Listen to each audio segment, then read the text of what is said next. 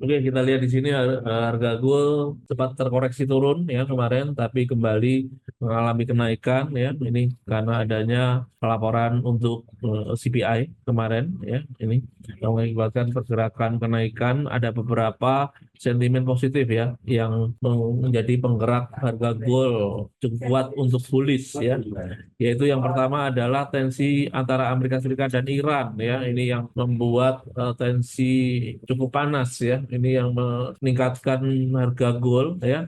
Dan juga kebijakan dari Donald Trump ya yang menetapkan tarif 25% ya bagi negara yang melakukan bisnis dengan Iran ya. Ini juga ikut meramaikan atau memanaskan suasana ya. Ini Presiden Donald Trump ini 1-2 tahun terakhir ini luar biasa ya yang dari kebijakannya menjadi penggerak ya untuk market terutama gold ya ini melesat naik ya karena adanya ketidakpastian ya di kondisi dunia ya dan juga terkait dengan kestabilan bank sentral ya setelah penyelidikan tindak kriminal Gubernur The Fed Jerome Powell oleh Departemen Kehakiman ya ini juga menjadi sumber ketidakpastian pasar ya sehingga daya tarik gold ini cukup menarik meningkat ya ini yang mengakibatkan pergerakan tren kenaikan untuk gold ya jadi diperkirakan diwaspadai untuk ATH kembali ya ini untuk hari ini ya yang kemarin sempat di area 4.634 ya. Kemudian kita berpindah ke oil ya. Ini oil juga melesat naik ya. Ini mencatat kenaikan 4 hari berturut-turut ya. Penyebab utama adalah masih berasal dari tensi antara Amerika Serikat dan Iran ya, di mana Amerika Serikat Donald Trump ya Presiden Amerika Serikat ini menetapkan tarif pada negara yang melakukan perdagangan Iran ya. Ini yang membuat atau diperkirakan mengganggu ya supply untuk oil ya. Ini yang mengakibatkan pergerakan kenaikan ya.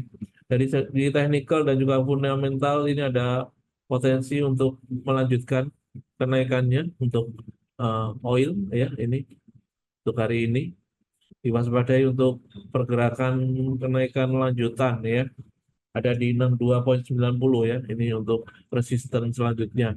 Kemudian kita lihat untuk euro ya. Ini euro kita lihat di sini kembali mengalami penurunan kemarin ya. Ini setelah dolar Amerika Serikat meningkat dengan adanya laporan CPI kemarin ya yang dirilis sesuai dengan forecast sehingga menguatkan ekspektasi pasar bahwa The Fed akan memangkas suku bunganya pada bulan Januari ya.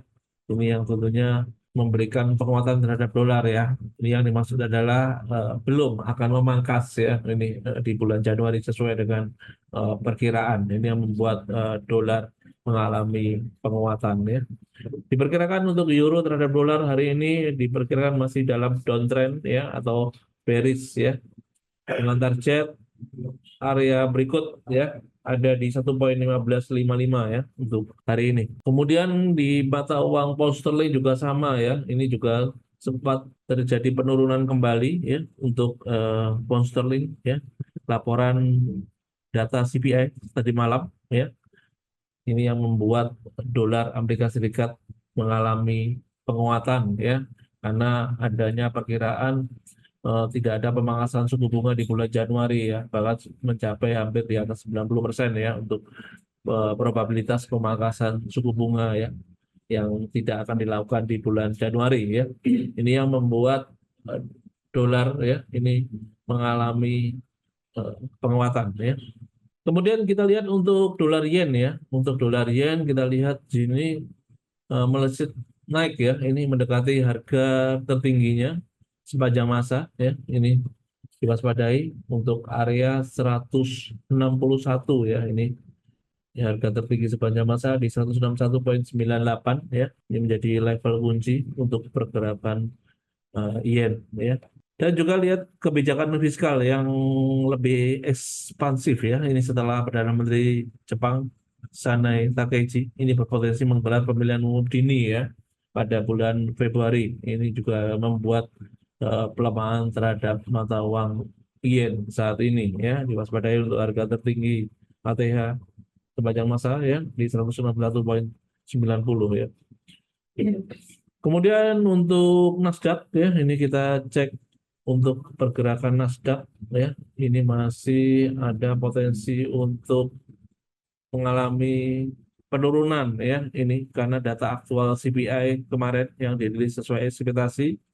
Ini tentunya The Fed mempertahankan untuk tidak memangkas suku bunga. Ini memberikan sentimen negatif ya terhadap Nasdaq ya. Diperkirakan Nasdaq berpeluang untuk kembali turun ya dengan target di 25.700 ya.